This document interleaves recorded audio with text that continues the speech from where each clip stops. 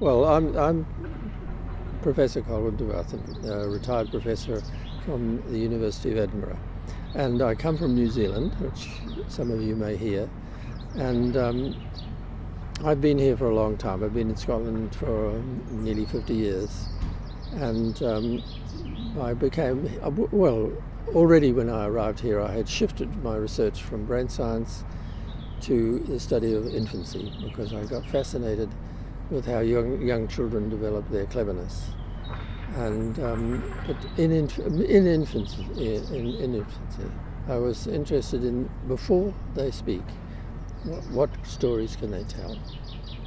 And we started research projects doing just simple natural recording of babies communicating with their mothers at different ages, and we found that they're extremely imaginative. Even a newborn shows imaginative behaviours which mother often interprets as stories.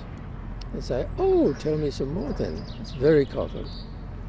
And the main, we want to understand what is the natural biological origin of the peculiar human characteristic to remember life stories, stories of the community and stories of the whole culture throughout hundreds or thousands of years.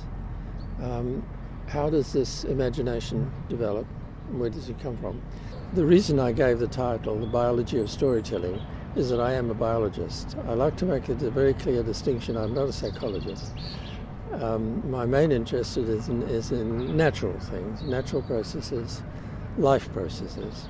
And one of the most extraordinary things about human beings is that we are absolutely hooked on story making for our own individual life, and collectively, we make stories, history. We make history. We make stories of hundreds or thousands of years of experience. In fact, as another interesting thing from the natural sciences, from anthropology, it's been found that the memory of illiterate cultures, pre-literate cultures who don't have written language, their memories are much longer than ours. We can have a few hundred years, maybe 1,000 years of text. They have more than 1,000. They can remember events that occurred several thousand years ago in their oral tradition. So that's what I want to think about. How do babies come with this storytelling as part of their nature? That's what interests me. And with Jonathan Delafield-Butler, we've been working on this, collecting information from newborn babies, from the way they move. And I got extremely interested in what was the motivation within the baby that might lead to human storytelling and story remembering, and valuing the stories. Now, the discoveries, just the way babies behaved when we were recording them naturally with their mothers, from very young. By 2 months, they were getting involved in clearly organized conversations in which they took turns, each respecting the other's storytelling. So they made a story together at 2 months. By 3 or 4 months, the babies are getting more cheeky, more playful, more lively, and their attention is wandering a little bit away from the mother. The mother starts to have to be more amusing. She has to be more entertaining. And then her stories become jokes, nursery songs, baby games like clapper clapper handies and so on. And the babies join in that willingly and learn very quickly the rituals. They learn very quickly exactly how to behave in order to join in round around the garden like a teddy bear and participate, not simply to listen to it and remember it, but to do it, do the acting. Now this has led in recent years, all of this is long before the baby speaks, and it's obviously a foundation for language, but a very important shift occurred when I was trying to understand the rhythmic patterns that they were sharing, and I collaborated with a musician who was an expert in musical composition and in musical performance, and he applied his methods to the recordings I had of mothers and babies, and we discovered that we were obeying the rules of music.